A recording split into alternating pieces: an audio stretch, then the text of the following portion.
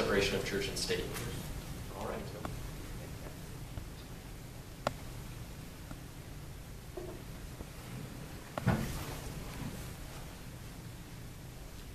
Separation of church and state comes back to our founding fathers.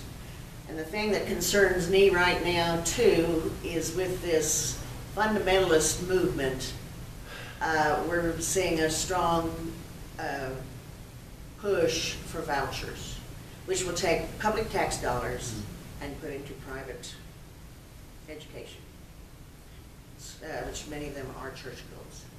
And this is not something we want to see, which I think I have heard it will be addressed in this next session. Do you know anything about that, Elitha? It will. Okay, it will be addressed. So watch out for that, because this is not right. They've already taken enough money away from public education. This will take even more. Yes, separation of church and state. Our ancestors came to this country for freedom of religion. You know, some of them may have been driven out of the old country. I don't know. There were some of these strange religions back then, the Puritans and those. But, and I don't know how many of you have read it. There is a book out by a Jewish author. His name is Jeff Charlet or Charlet, I'm not, S-H-A-R-L-E-T. It's dry reading in certain areas, but I would say read it. Get it and read it. It's called The Family. It's an excellent example of researched journalism. And I think you will find it very interesting because it starts with goes clear back to 1800s, but it focuses a lot on the house on C Street. I don't know how many of you have heard of that. And that's where David Coe is heading that up. And there's even a section of it on our wonderful governor, King Sam. And it is something that I think you would all find interesting reading. I'll admit I haven't got through it yet. It's very dry. I read about 3 to 5 pages at a time and absorb that and digest it. So it's a tough book to read in a way. And I've heard a lot of people who have gone and say, "Oh, I don't agree with that." Well, you know, sometimes for our own good, we do have to take some bad medicine. But yes, the separation of church and state is very needed. And we are seeing this move to where, you know, you have to be, if you aren't of the evangelical, the Pentecostal, the Church of God, all of the fundamentalist churches, and I hope I don't step on any toes here, but if you aren't of those churches, then why, you can't be a Christian, if you aren't a good Christian. Of course, I never did claim to be a good Christian. Yes, I'm a Christian, but I don't claim to be a good one. Probably got too much behind me to be a good one. And I see our young man standing here behind me, so I will shut up with that. Thank you very much. And I also thought Mr. Jefferson would like to make some comments, so he will be speaking next on the issue of separation of church and state.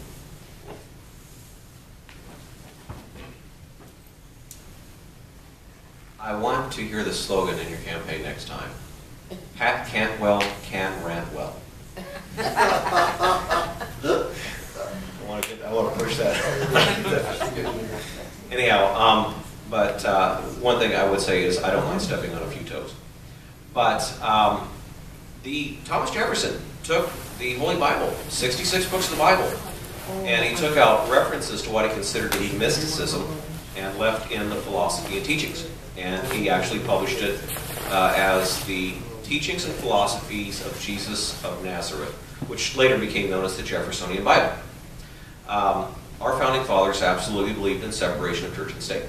Now, I have a friend from Baghdad, born and raised in the Mansour district in Baghdad, and he's an Arab gentleman and Muslim.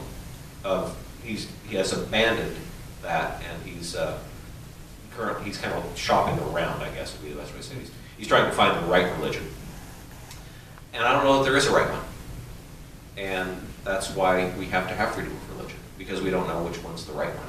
And I think it's the right one for you. I don't think there's a right one for everyone. I think there's a right one for you. And I think it's why Thomas Jefferson wrote the Jeffersonian Bible, because that was the one that was right for him.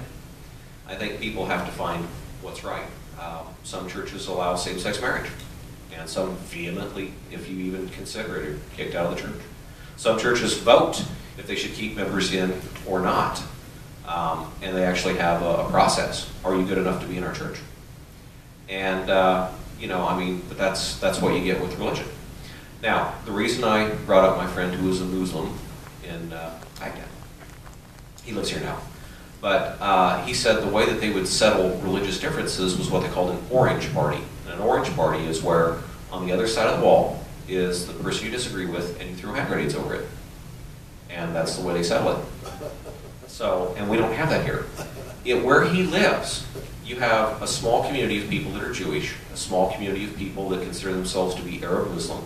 You have a community of Persians, which are not the same as the Arab Muslim, but when we go there, usually Americans go into these countries, we don't know who's who, we can't tell the difference. You know, we say, well, everybody essentially is not dressed like me and doesn't look like me, so I'm assuming they're all in the same group, and they're not. And they fight with each other to the death. Israel and Pakistan, Palestine, a country that has no borders or land. And they fight to the death over their religious differences. You can go to Wichita, Kansas, and you can pass a Muslim center, you can pass a Jewish synagogue, you can pass a Catholic church. We're not throwing hand grenades at each other. The United States is rare and unique in that. It's the only country that anybody can go to and say, I'm a Muslim, and not be killed. You can say, I'm Jewish, and not be killed. I had a friend in Ireland. I went to go visit. This is a joke, but I like to tell it anyway. But I went to see him, and he picked me up at the airport, and he said, you know, there's a holy war going on in Ireland. I said, Ireland has a holy war? He said, you have no idea about that there's freedom fighters from the Catholic Church, and there's Protestants, and we shoot at each other. I mean, this is an actual, we kill each other over religious differences in Ireland. If anyone asks you, are you Protestant or Catholic? Tell them that you're Jewish. This is important. So, I was getting ready to go to breakfast the next day, and I got in a taxi cab. And the taxi cab driver turned around and he said, I have a question for you. Would you happen to be Catholic, or would you happen to be Protestant? I said, no, I'm Jewish. He went, I'm the luckiest Muslim in all of Ireland! That was good. But we don't have that here. We get along. We learn to settle our differences, we iron it out. We can't lose that. Now, I don't say the separation of church and state has to become ridiculous, that we can't say under God in the Pledge of Allegiance, that we can't have a nativity scene, and that we can't have statues, and we can't have this and that. You know, I think we need to make allowances for all religions. And we don't need to cater to religions that are non-Christian because of their reprisals. We just need to respect that religion, allow them their religion, as we would ask them to allow us our religious freedom. We cannot lose this. I'm Thomas Jefferson, and I thank you.